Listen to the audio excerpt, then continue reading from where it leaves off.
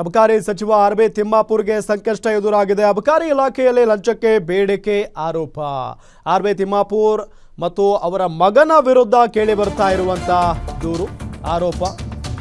ಅಬಕಾರಿ ಸಚಿವ ಆರ್.ಬಿ. ತಿಮ್ಮಾಪುರ್ಗೆ ಈಗ ಸಂಕಷ್ಟ ಎದುರಾಗಿದೆ. ಅಬಕಾರಿ ಇಲಾಖೆಯಲ್ಲಿ ಲಂಚಕ್ಕೆ ಬೇಡಿಕೆ ಇಟ್ಟಿದ್ದಾರೆ ಅನ್ನೋ ಆರೋಪ ಇದೆ. ಆರ್.ಬಿ. ತಿಮ್ಮಾಪುರ್ ಮತ್ತು ಅವರ ಮಗನ ವಿರುದ್ಧವಾಗಿ ದೂರು ದಾಖಲಾಗಿದೆ. ಈಗ ಲೋಕಾಯುಕ್ತಕ್ಕೆ ದೂರು ನೀಡಿದ್ದಾರೆ ಲಕ್ಷ್ಮೀನಾರಾಯಣ್. ಪುತ್ರನ ವಿರುದ್ಧ ಲಂಚಕ್ಕೆ ಬೇಡಿಕೆ ಇಟ್ಟಿರುವ ಆರೋಪ ಹಿನ್ನೆಲೆ ಲೋಕಾಯುಕ್ತ ಎಸ್ಪಿ ಶಿವಪ್ರಕಾಶ್ ದೇವರಾಜ್ಗೆ ದೂರನ್ನ ಕೊಟ್ಟಿದ್ದಾರೆ. ಕಳೆದ ಶನಿವಾರ ಅಬಕಾರಿ ಇಲಾಖೆ ಡಿಸಿ ಹಾಗೂ ಎಸ್ಪಿ ಕಾನ್ಸ್ಟೇಬಲ್ ಸೇರಿ ಮೂವರನ್ನ ಟ್ರಾಪ್ ಮಾಡಿದ್ದ ಲೋಕಾಯುಕ್ತ ಪೊಲೀಸ್. ಲಕ್ಷ್ಮೀನಾರಾಯಣ್ ದೂರಿನ ಮೇರೆಗೆ ಲೋಕ ಪೊಲೀಸರಿಂದ ಟ್ರಾಪ್ ಆಗಿದೆ. ಟ್ರಾಪ್ ಬಳಿಕ ಲಂಚದ ಹಣದಲ್ಲಿ ಸಚಿವರ ಪಾತ್ರದ ಬಗ್ಗೆಯೂ ಕೂಡ ಆರೋಪ ಕೇಳಿ ಬಂದಿದೆ. ಆಡಿಯೋ ದಾಖಲೆಗಳೊಂದಿಗೆ ಲೋಕಾಯುಕ್ತಕ್ಕೆ ಲಕ್ಷ್ಮೀನಾರಾಯಣ್ ದೂರನ್ನ ಕೊಟ್ಟಿದ್ದಾರೆ.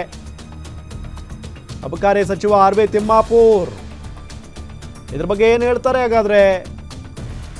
ಇವರ ಮಗನ ಹೆಸರು ಕೂಡ ಇಲ್ಲಿ ತಳಕಾಕೊಂಡಿರುವುದು. ಇವರ ವಿರುದ್ಧ ಕಂಪ್ಲೇಂಟ್ ಕೂಡ ದಾಖಲಾಗಿದೆ. ಈಗ